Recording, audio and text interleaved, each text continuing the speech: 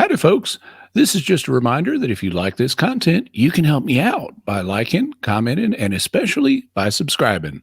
And be sure to hit the bell notification so you always get notified whenever I have a new video. Hope you enjoy this. Hello and welcome to Catholic Answers Live. I'm Cy Kelly, your host. Jimmy Akin's with us both hours today. And it's Ask Me Anything. And I guess you could tell because, well, if you could see what I see, there's only one line open. We're 4 seconds into the show, and there's only one line open. So I'll tell you what, I'll give you the number if you want that line, 888-318-7884. It's a narrow set of categories when Jimmy's here. It's anything. You can talk about anything. 888-318-7884. If you can narrow it down to anything, you are welcome. Actually, you know, if it's sports ball, Jimmy's not so big on the sports ball. But anything else, 888-318-7884. If you're a Catholic person, you got questions about your Catholic faith, you're welcome. If you're not a Catholic and you've got questions about the Catholic faith, you're welcome. And if you're any kind of human and you just got a question you want to ask Jimmy Akin, you're also welcome. 888-318-7884. Jimmy is the proprietor of Jimmy Akin's Mysterious World, an exciting and sometimes spooky, sometimes just fascinating corner of the podcasting and internet world. You can find it at mysterious.fm. You can find it at Jimmy's YouTube spot, or you can just type in Jimmy Akin's Mysterious World and your computer will find it for you. Jimmy's also senior apologist here, author of a whole bunch of books, and probably the most likely person for us to call if somebody cancels on this show, because he almost always says yes to us. Hey, Jimmy. Hey, how's it going, Si? Really good. Really very, very good. Today is Thursday, so I can ask what's dropping tomorrow on Jimmy Akin's Mysterious World. It's going to be part 2 of our look at the Vatican's new norms for discerning supernatural apparitions and other supernatural events. Last week we covered the prefatory letter that Cardinal Fernandez had in the document, and this time we're going to be looking at the norms themselves and giving examples. Also, as a special bonus feature for this episode, I was looking at the video, and if you watch the video version, you're going to see a lot of my sister's dog. Because I was dog sitting when we recorded it, and in this episode she's in the background playing, and you know, with toys and stuff. She's shaking them around, you know, because she's a fierce little dog, and at one point she like comes up to me and stands up on the side of the chair and like puts her arms up on me to get my attention and stuff like that. No, a guest star. You've got a guest star featuring. Yeah. She should get a featuring credit on there. Again, 888-318-7884, the number. The lines do stay full when Jimmy is our guest, but if you keep working it, you could probably get through and get your question asked and answered. We'll start today with Manny in Sacramento, California, watching on YouTube. Manny, welcome. Go ahead and start us off with your question for Jimmy Akin. Thank you very much. My question is, how can we respond to Mormons, and I suppose Oneness Pentecostals use this also? They say Ephesians 4:11 and 1 Corinthians 12:28 tell us that one of the marks of the true church is that it must have modern-day apostles. So how can we respond? Well, in the first place, it doesn't say that the true church must have apostles. The true church did have apostles in the first century, but there's nothing in these verses that say that's going to always be the case. In fact, there is evidence against this in the case of, given the fact that St. Paul indicates one of the criteria for being an apostle, and this is different than being one of the 12. For the 12, there were additional requirements, but one of the requirements for being an apostle is having seen the Lord. You know, at one point he says, "Am I not an apostle? Have I not seen the Lord?" And he's referring to his commissioning by Jesus back in Acts chapter 9. So with one of the criteria being you have to have seen the Lord, well, if the church is going to exist past the apostolic age, then you're not going to have more folks who have seen the Lord unless Jesus chooses to continue to appear to them the way he appeared to St. Paul. And the evidence of history is that didn't happen. So you find, for example, Clement of Rome writing at the end of the apostolic age, talking about how they passed on the office to their successors, the bishops, and that's what history says. So what you can infer from passages like Ephesians 4 and 1 Corinthians 12 is that the early church did have apostles, but there's nothing there saying it's going to continue to have apostles. In the case of Mormons, there's also an additional problem, because it also, like Ephesians 4, talks about how, in addition to apostles, and the same thing could apply to Oneness Pentecostals, but in Ephesians 4:11 it says that God's gifts were that some should be apostles, some prophets, some evangelists, and some pastors and teachers. Well, okay, notice that, and the same thing is true in the Corinthian correspondence, but notice that puts prophets in the second place. They're inferior to apostles. But in the Mormon church, and I guess this wouldn't apply to Oneness Pentecostals, but in the Mormon church, the prophet is the head of the Mormon church. And so in their construction, it looks like apostles are superior, prophets are superior to apostles, and that's reversed in the New Testament. Okay. That makes sense, Manny? Beautiful. Beautiful. Yes, thank you. All right, very good. Thank you for the call and for the question. Ryan in Midland, Texas, listening on the Catholic Answers Live app. Welcome back, Ryan. Go ahead with your question for Jimmy. All right, Jimmy, I actually have a two-part question for you, if you can get to the first one before the second.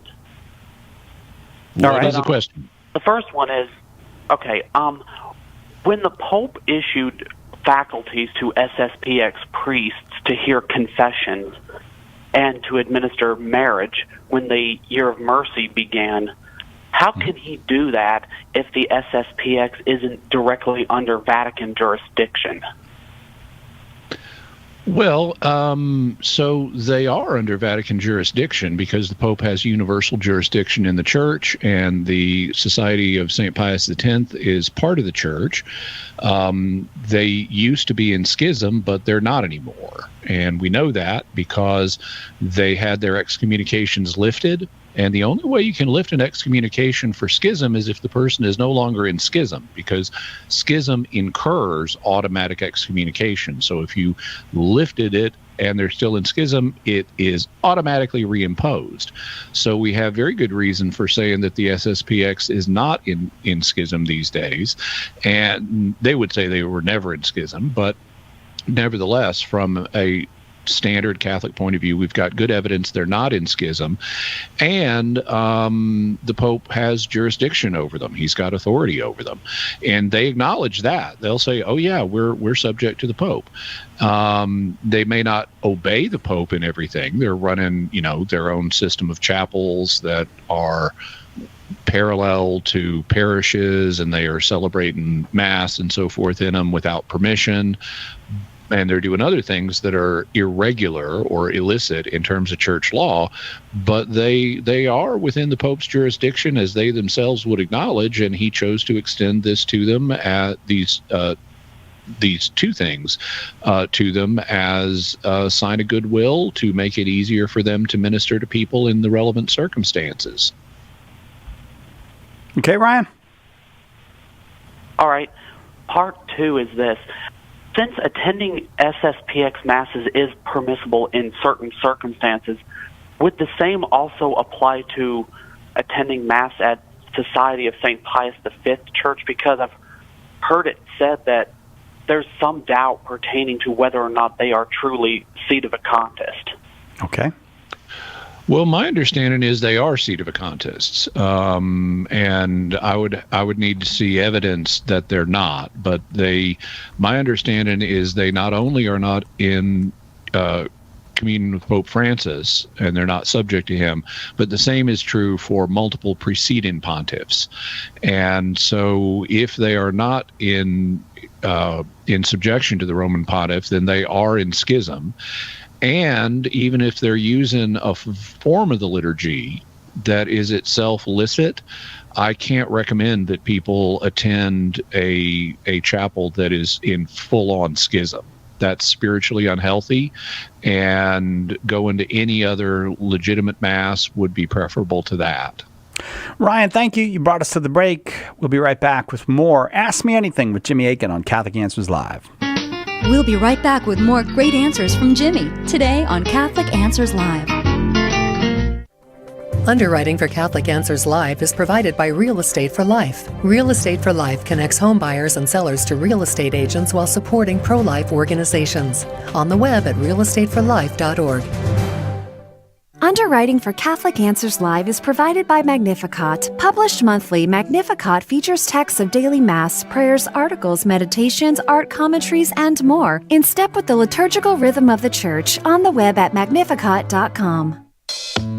This is Father Ramil Fajardo. Dear friends, if we understand the power of radio, then we can understand that the gospel can be made very real, very convincing, powerful enough to send shockwaves throughout the whole country and indeed the whole world. Catholic radio is necessary in order that the gospel be sent throughout all the world, and most importantly, a convincing witness of Christ's presence here on earth. The world needs EWTN Catholic Radio, now more than ever.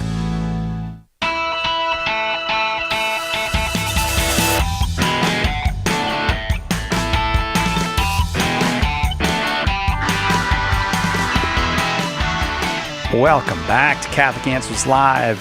July is getting near to its close, and July is the last month to get the $50 off your conference ticket if you're coming to the conference. So if you're thinking about it, check it out at CatholicAnswersConference.com, CatholicAnswersConference.com. Jimmy will be one of the speakers, but there's lots of great speakers coming, and the theme is Learn from Me, the parables, sermons, and conversations of Jesus Christ. It's September 26th through 29th right here in San Diego, CatholicAnswersConference.com. It's Ask Me Anything this hour and next on Catholic Answers Live, and now we go to Gabe in Battleground, Washington, listening on the Catholic Answers Live app. Gabe, thank you for downloading the app onto your phone. Go ahead with your question. Are you, Gabe? Good afternoon, gentlemen. Hope you're all doing well. Well, we're well. It sounds like Gabe, you're maybe... Gabe, you need to take us off a speakerphone and talk directly into the phone. Never use speakerphone when you're calling a radio show. Are you with us, Gabe? Sure. Give me 1 second here. Okay. All right. It doesn't even sound like speakerphone. It sounds almost like shortwave radio or something. All right, go ahead. My question was, it's kind of hoping you can help me clarify if I'm on the right track, because I'm new to Catholic teaching. Well, relatively new. I've been watching several debates, including some of Catholic Answers staff and Carrie Machuda versus Dr. James White, and he seems to bring up the same argument when it comes to the biblical canon and the Apocrypha, or deuterocanon, which is they are not part of what Josephus called made the hands unclean, therefore they are not part of the canon. And he also makes the secondary argument that they were pretty much they were not accepted by the Jews. I had a different question on that. But the question I want to ask: if certain Jews accepted it as part of the canon, this is the second part, that they were not that these books, that the canon was entrusted to the Jews, wouldn't it make sense that even if not all Jews accepted the Deuterocanon as part of their canon, the fact that they were entrusted, simple fact that certain Jews did receive them, that means that they were entrusted to the Jews? Would that be a legitimate argument or not? Well, I'm not sure I entirely followed all that, but let me do the best I can with it, and then you tell me if I answered your question. So it seems that you're asking now St. Paul says that in Romans that the oracles of God were entrusted to the Jews, so fair enough. But if there's diversity in the Jewish community regarding what belongs in the canon, then you can't just artificially select one group of Jews and zero in on them and say, therefore, this is the one, when other Jews had other views about what constituted the oracles of God. So, for example, we've got good evidence that the Sadducees did not accept anything beyond the Torah. the first 5 books of the Bible. And you couldn't therefore say, oh, well, since those are the 5 books that all Jews agree belong in Scripture, those must be the only books that belong in Scripture. And so you can't just artificially pick one group of Jews. Now, White is indebted to a particular, and I'm not going to call him Dr. White because his doctorate is fake, but he is indebted to a particular scholar named Beckwith, who has an eccentric view these days that the canon of Scripture was defined in the Jewish community some centuries before the time of Christ. And current scholarship, broadly speaking, indicates that is just not true. There were multiple canonical traditions within first century Judaism. The Sadducees had a different canon than the Pharisees. The Pharisees had a different canon than the Essenes. And they had a different canon that was common in Greek-speaking Judaism, which had the Septuagint. And the authors of the New Testament, they adopt the Septuagint. They quote from it 80 to 90% of the time when they quote the Old Testament, and they allude to things that are in the deuterocanonical books. So the situation is much more complex, and frankly, White is drawn on eccentric and fringe scholarship in this regard.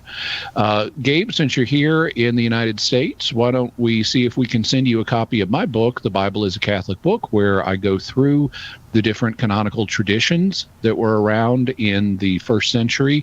And they had I should also mention, they had fuzzy boundaries. Like even the Pharisee canon, it was a canonical tradition, not a specific canon, because there were books like Sirach and Ezekiel that continued to be debated for quite a while after the first century. So let's see if we can send you that book, and that should help clarify a few additional things. I get out what you needed, Gabe? Yeah, pretty much. Actually, I think you were able to follow my very broken reasoning. But all right. Because I actually agree with what you were saying. That was kind of where I was going. Because Gabe, he does. Sorry. Oh no, I was just going to say, hang on, and we'll send you the book.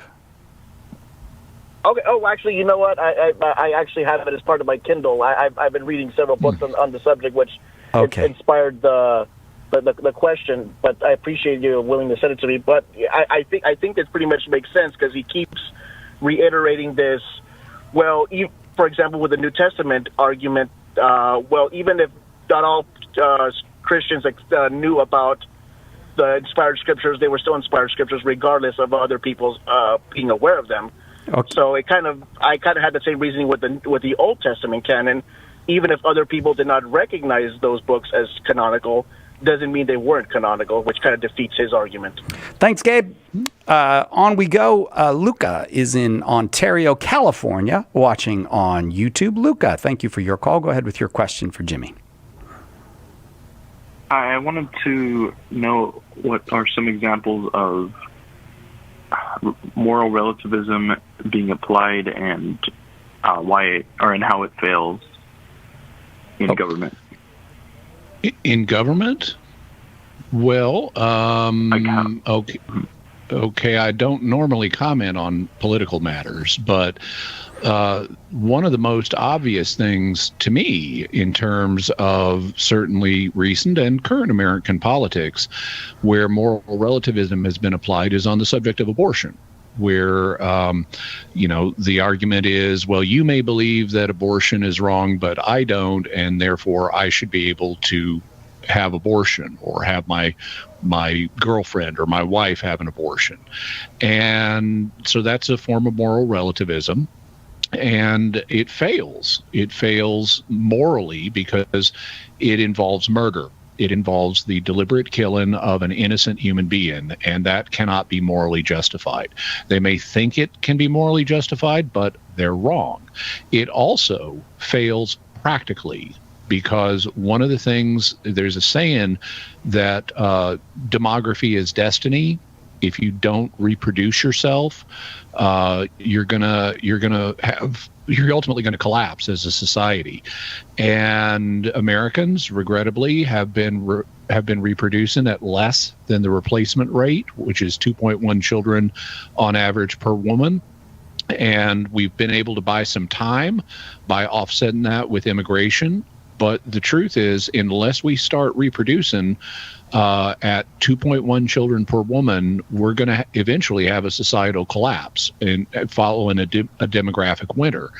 And if given that about a third of pregnancies are aborted, at least that's been the case. It's been around a third over the history of abortion in America since Roe v. Wade. We would be in a positive situation if we were reproducing, if we did not have abortion. We would be demographically positive rather than demographically negative. And so I would cite abortion as an obvious example of moral relativism that fails as a policy. Luca, thank you. Thanks for the question. I don't know if you have Carlo's book on relativism. Carlo Broussard wrote a book on the new relativism here. It may be slightly tangential to your question, but if you're interested in it, I'd be happy to send it to you. Just hang on, and Edgar will get your address and send it to you. The new relativism. Martin in Connecticut. You are up next, Martin. Go ahead with your question for Jimmy. Hi. My question is in regard to the automatic excommunications of apostasy and heresy. Does that encompass consented to doubts or denials in the mind, which one does not persist in? And if it makes any difference if one lets somebody else know whether or not they had those doubts or denials of the mind? Okay, so in regard to the first question, what it involves is voluntary doubts or denials. So it's not the same as having a difficulty or feeling, I don't know if this is true. It's willing, I refuse to assent to this, or I refuse to make a decision about it. And then it only applies to things that are dogmas. So that's what a dogma is. It's a proposition that the church has infallibly defined to be divinely revealed. So it's not even all infallible teachings. It's a subset of infallible teachings which the church has infallibly defined to be divinely revealed. If one doubts or denies a non-infallible teaching, then there is no excommunication. Even if one doubts or denies an infallible teaching that's not a dogma, there is no excommunication. The excommunication only applies to heresy, which is the willful doubt or denial of a dogma. And so that's where someone says, I just refuse to accept this. Either I outright deny it or I refuse to make up my mind about it. But if you say, I believe what the church teaches, and even though I feel very uncertain here, or I have emotional doubts or something like that, that's not the same thing. It is not a voluntary doubt. But let's suppose a person has a voluntary doubt, either regarding a specific dogma or the whole of Christian dogmas. So one would say, I'm no longer a Christian, which is what apostasy is. It's not apostasy unless you reject the entirety of the Christian faith. Okay, suppose someone has voluntary doubts in that regard, but you never express it to anybody. Does the excommunication still apply? The answer is no.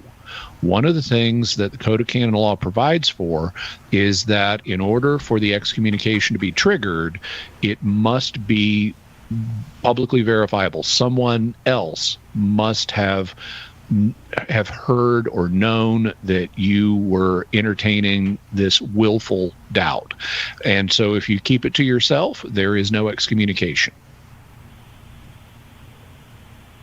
Could I have a slight follow-up question? Go ahead. Yeah. If one, say, had those type of things and they didn't let anybody know, but they didn't persist in it in any way, and then later on they said, oh, I had this period in my life where I had that, would that count as like a manifestation of it, or is that just something in the past because they didn't persist in it? It's if you no longer have such a doubt and you admit to having one in the past, that does not trigger the excommunication. That would be something in the past. You at one point had a doubt and you had this period in your life, and if at that time you had manifested it to someone else, then it could trigger the excommunication, although even then there's a bunch of exceptions, which we haven't even gone into. But if it's over and done and you later say, I went through this phase, that does not trigger the excommunication. It has to be manifested to someone while the voluntary doubt is still present. Well, thank you very much for that clarification. No problem. Well, thank you, Martin, for the call. Hey, if Catholic Answers Live has been positive in your life or someone else's life, and you'd like to share your testimonial of what it meant, we'd like to invite you to visit CatholicAnswersLive.com. Click the red testimonial button. You can leave an audio or video testimonial. They're very helpful to us. They mean a great deal to us, and we'd be grateful if you'd give it a try. CatholicAnswersLive.com. Click the red testimonial button and leave your testimonial. We'll continue in just a minute with more Jimmy Akin, Ask Me Anything on Catholic Answers Live.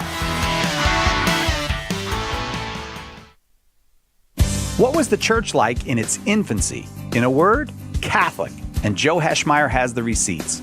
In his best-selling book, The Early Church Was the Catholic Church, he gives you the details from the historical records of the first 2 centuries of Christianity. Right now, get a copy for just $10, plus free shipping if you live in the continental United States.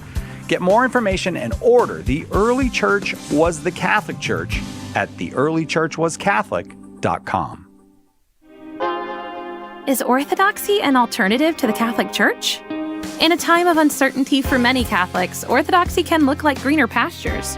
Answering Orthodoxy, the new book from Catholic Answers Press, explains why Catholics who are thinking of leaving need to think twice. There are important reasons to remain in the Catholic Church and convincing answers to Orthodox claims. Order your copy of Answering Orthodoxy today at shop.catholic.com or ask for it at a good Catholic bookstore near you. Is the Catholic faith still a rock amidst the waves of history? Why does it so often seem to be a mess? In his latest book, Confusion in the Kingdom, best-selling author Trent Horn helps you to get to the roots of the present chaos, explaining the destabilizing movements within Catholicism and exposing the harm and scandal progressive Catholicism has caused. Order your copy of Confusion in the Kingdom today at shop.catholic.com or ask for it at a good Catholic bookstore.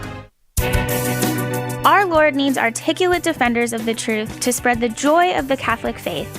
Catholic Answers monthly giving club, Society 315, helps you fulfill the call in 1 Peter 3:15 to always be prepared to make a defense for the hope that is in you.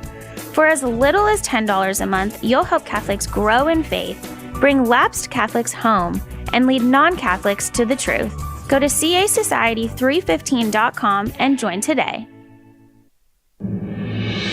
Matt Swaim here. Tomorrow on the Sunrise Morning Show, we'll celebrate the feast of Saints Joachim and Anne, the grandparents of Jesus. Plus news, weather, sports, and more. Now back to Catholic Answers Live.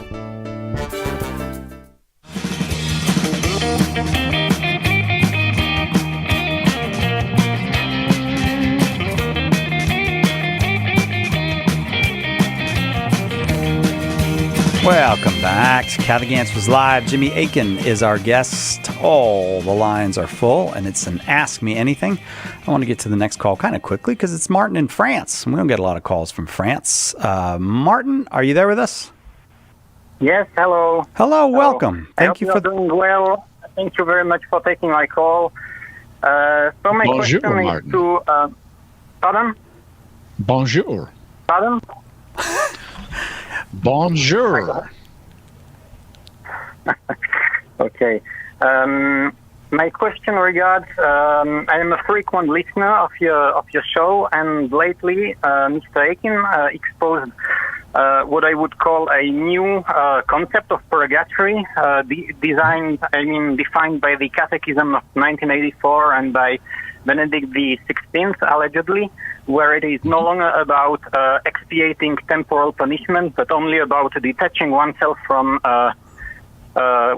sin, from sinful attachment.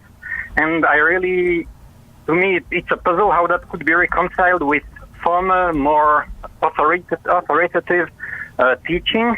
Let me just quote Indulgentiarum Doctrina by St. Paul VI. So to me that sounds very, very authoritative as a formulation, because it states it is a divinely revealed truth. That sounds almost like a definitive statement, that sins bring punishment inflicted by God's sanctity and justice. These must be expiated either on this earth through the sorrows, miseries, and calamities of this life, and above all through death, or else in the life beyond through fire and torments or purifying punishments. Similarly, something that is very dear to me are putative indulgences, that is, indulgences on behalf of souls of the purgatory. I try to get one almost every day for a soul in purgatory, and I simply don't understand how, if purgation depends solely on the purgated soul's own spiritual path of detachment from sin, not on its having a debt in terms of temporal punishment, what then putative indulgences would be for. I think you would not argue that plenary indulgences override a soul's free will in terms of attachment to sin. And the third argument is the Decree on Justification, chapter 14 of the Council of Trent, which states which is, as far as I know, a definitive teaching, as all decrees of the Decree on Justification. Hence, it must be taught that the repentance of a Christian after his fall is very different from that at his baptism, and that it includes satisfaction by fast, alms, prayers, and other devout exercises of the spiritual life for the temporal punishment, as the sacred writing speech is not always wholly remitted as it is done in baptism to those who have grieved the Holy Spirit. So here we have a repentance implied not only as purely Martin, I don't have time, I'm afraid, in a radio answer to respond to a dissertation. You've already laid out 3 arguments. Let me respond to them, okay? Go ahead, please. Okay. So in regard to your first argument, doctrinal development is what's responsible here. And what doctrinal development does is it refines things that were already present. So there can be a way of understanding and articulating a teaching in one age, and then the church can continue to reflect on that and offer a more precise formulation. And so in the past, you did have documents like Indulgentiarum Doctrina, and that is a fallible document. It is nothing in it uses the language of infallibility.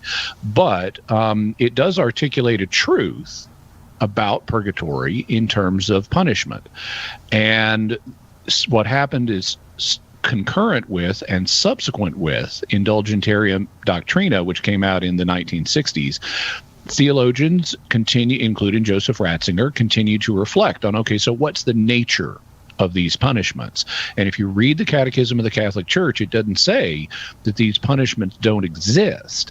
What it says is what they are, what they do, is they free us from disordered desires.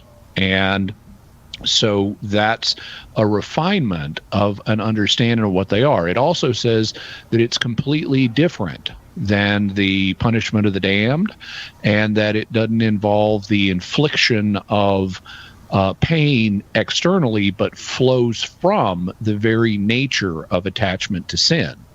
And so this is genuinely a refinement. One mistake that a lot of people make when they read past documents and when a doctrinal development has happened and they compare it to something today, is they try to play, what's the best way to explain it? They kind of play a Trump game. And I don't mean former President Trump. I mean one document trumps another. And so you'll look at some older document and say, well, this is authoritative, and so that allows me to ignore the doctrinal development that has occurred until such time as I see it in a comparable document. And that is not how this works. You have to read all of the documents of the magisterium in continuity with each other. You can't ignore certain documents because they are of lesser gravity. Also, I would argue Catechism of the Catholic Church, that's pretty darn grave. I mean, it's only the second of two worldwide catechisms, and it's the current one, which means it reflects doctrinal development that's happened since the time of, well, let's say the Council of Trent. And I'll come back to Trent in a second. Your second argument was about applying indulgences to someone who's passed on. Well, okay,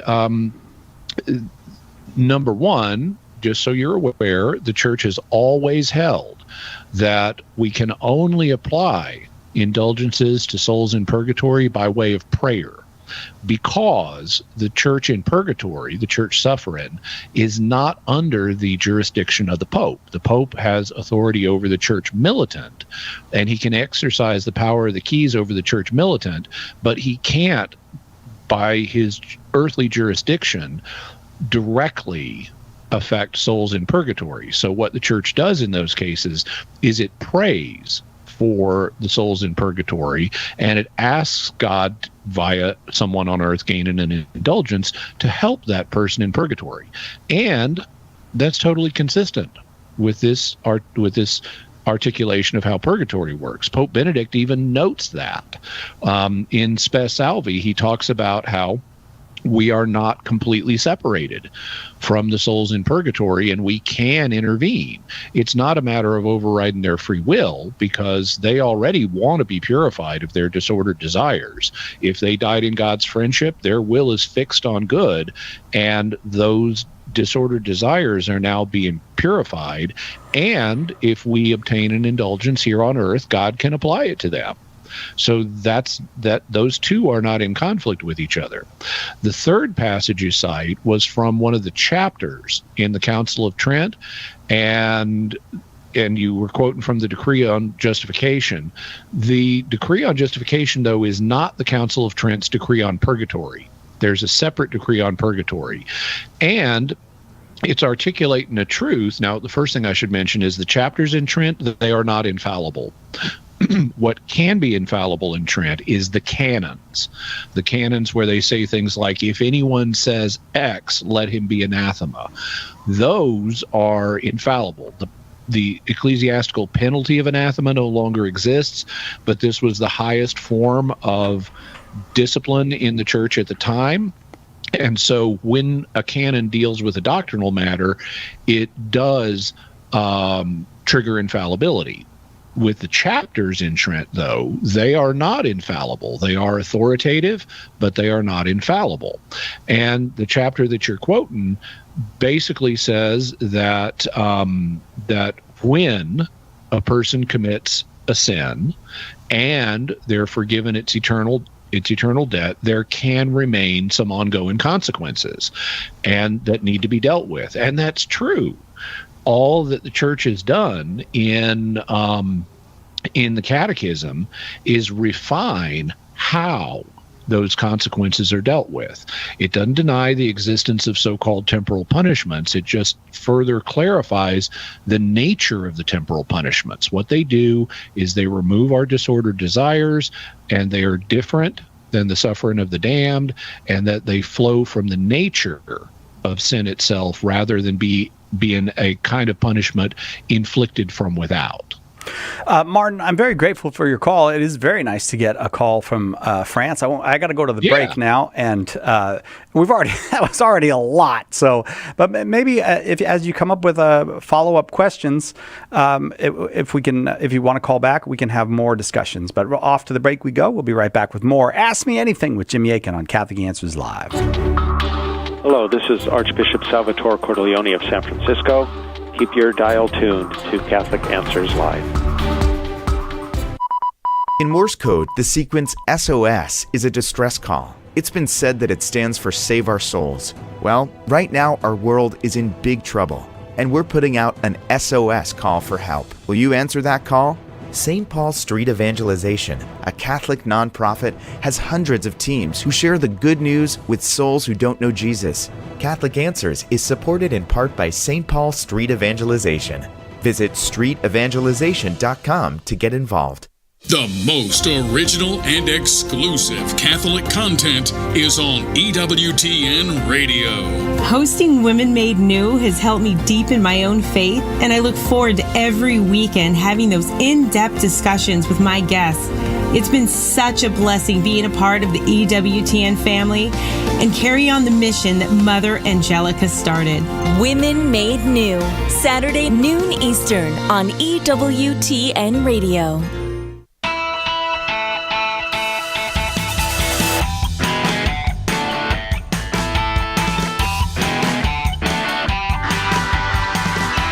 Welcome back to Catholic Answers Live. Jimmy Akin's our guest. It's Ask Me Anything. Lines continue full. So back to the phones we go. Fabian's in Texas watching on Facebook. Fabian, welcome. You got a question for Jimmy Akin? Yes, I do.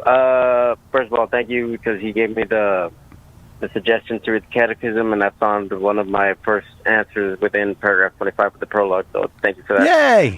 Very good. My question is over the sacrament of marriage, just how and what makes it a sacrament. I don't know that, and I just want to know about it. And if you could suggest a resource like you did with the catechism. If I could suggest a resource that what about the catechism? Oh, no. After your brief summary over the sacrament of marriage, just anything that I could, maybe a resource that I can look into later on. Because right now I'm still on the catechism. I am nowhere near even the first chapter of it. But if if you can give me a resource afterwards just to go over the sacrament of marriage later on, that's great. I got it. Okay, so all marriage, both sacramental and natural, marriage is a partnership of the whole of life directed towards the good of the spouses and the procreation and education of offspring. That's what a marriage is. Among baptized people, marriage has been elevated to the dignity of a sacrament. And because it's a sacrament, it communicates God's grace to the recipients so that they are better able to live the Christian life and follow God. And it also is, if it's a consummated sacramental marriage, it also becomes indissoluble. So nothing but death can dissolve it. So that's a basic look at the difference between a sacramental marriage and a natural marriage. For more about marriage, I'll point you right back to the catechism, because you've already got a good, simple, if you have the catechism, you've got a good, simple presentation of all of the basic facts about marriage. There are other works that go into more detail, but as a starting point to understand the sacrament of marriage, read the section on the catechism that covers it. It's in part 2 of the catechism on celebrating the Christian mystery, because marriage is one of the 7 sacraments, so you want to read that section. And it also comes up in the 3rd section of the catechism on the Christian moral life, because thou shalt not commit adultery is one of the 10 commandments. And so you can look up the 6th commandment and read some more about sexual ethics, including how they interact with marriage. Okay, Fabian. Yes, sir. Thank you very much for that. I will be looking forward to getting more into this catechism. Thank you. Sounds great. Thank you, Fabian. Jamie's in Boston, Massachusetts, listening on Catholic.com. Hello, Jamie. You got a question for Jimmy? Hi. How are you guys doing? Really good. Nice to speak with you again. You too. It's good to interact again. My question is, so I am struggling to understand the Eucharist, especially Eucharistic adoration. When I adore the Eucharist, who/what exactly am I adoring? I keep reading about these miracles that are like, it's like his heart tissue is there, but I also hear that it is him fully, like the Eucharist is him entirely, but then I also hear that it's him on the cross. So exactly? Like, and All right. what exactly is going on there? Okay, Jamie, thank you. Okay, so Christ is present in the Eucharist, body, blood, soul, and divinity. So the entire Christ is there. Now, the appearances, or they're sometimes called accidents, but the appearances of bread are attached primarily to his body, but his blood, soul, and divinity are also present. And in the same way, the accidents or appearances of wine cover his blood, but his body, soul, and divinity are also present. So you're adoring the entire Christ. In terms of this business about you're adoring Jesus on the cross, well, if that's your intent, then that's what you're doing. But that's doesn't reflect what's objectively happening in front of you. Because even though you hear people sometimes advocating this time travel theory of the Eucharist, and believe me, I'm a big fan of time travel. I'm all for time travel. But to be honest, the concept of time travel was not present in historic Christian thought prior to the 1900s. I'm sorry, the 1800s. And the early Christians did not understand the Eucharist to be a time warp back to the cross. This is a misunderstanding based on later church teaching. At the Council of Trent, for example, it was taught that the sacrifice of the Mass and the sacrifice of the cross are the same sacrifice in the following sense.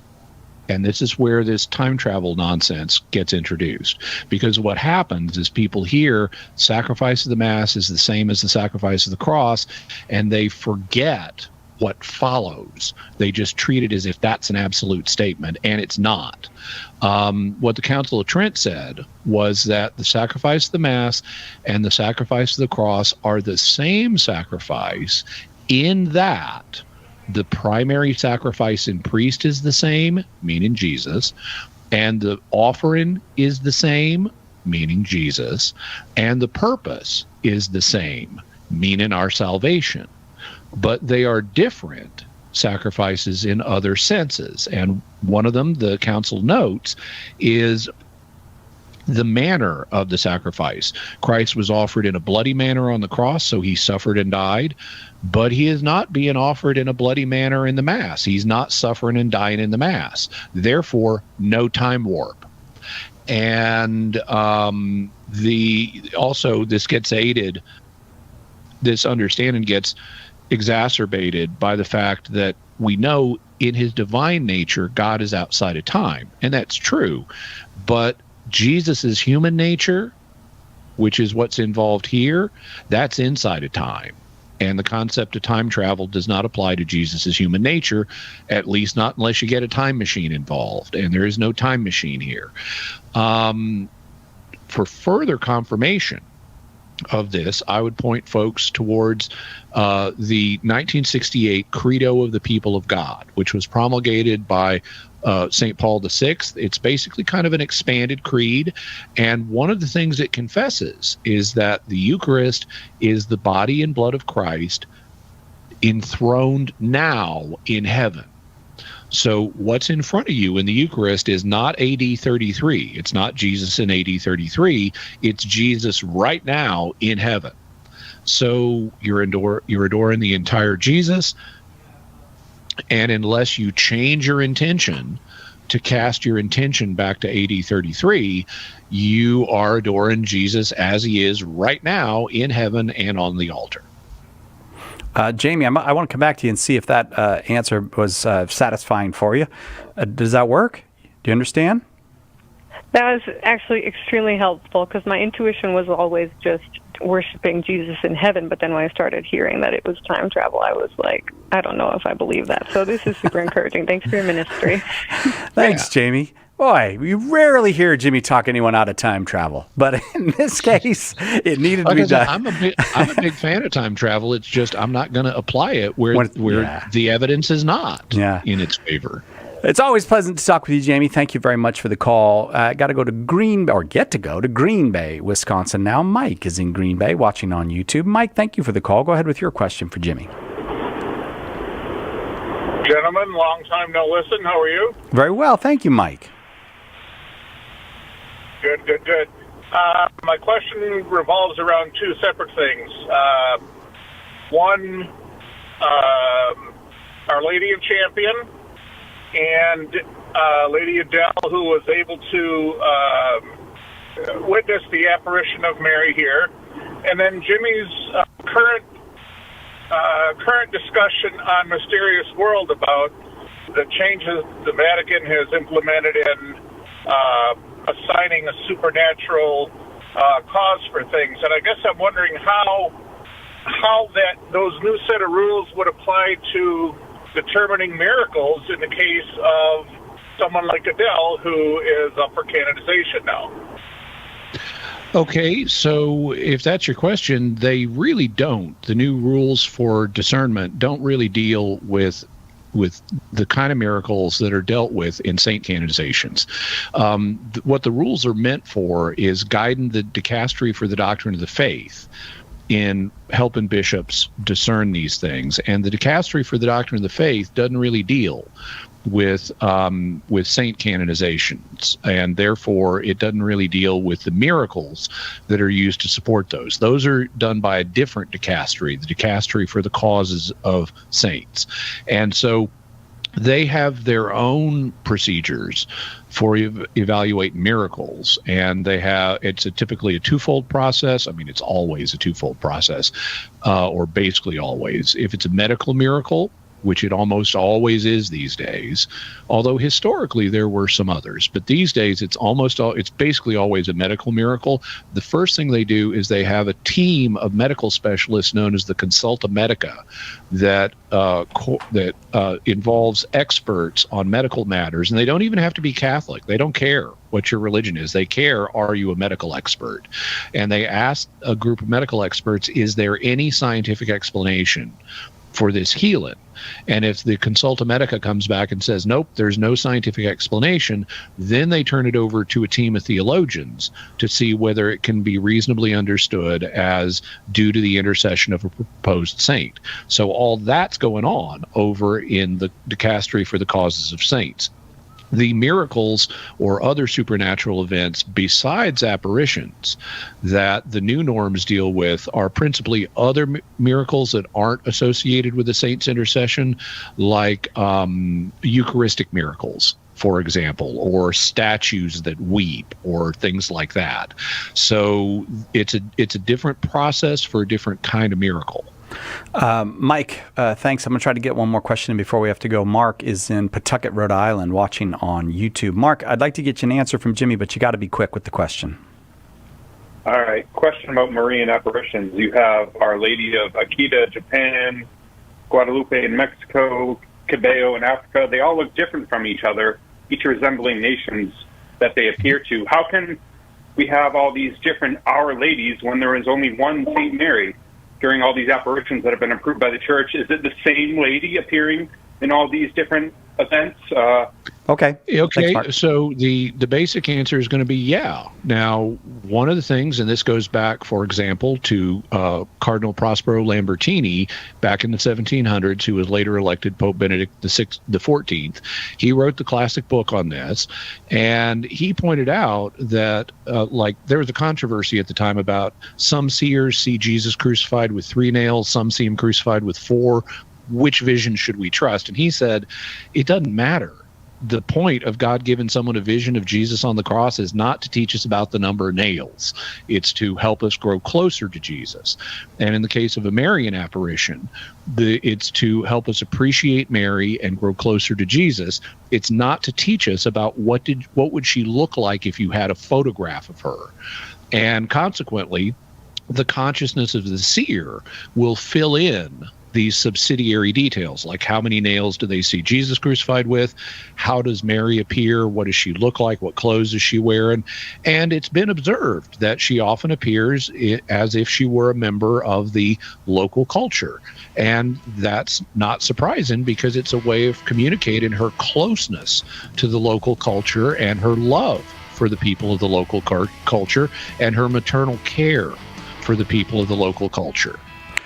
Mark, thank you for being quick with that question. You can hear the music. That means we have come to the end of this hour, but we've got Jimmy for another hour. We'll continue with Ask Me Anything with Jimmy Akin right after this on Catholic Answers Live.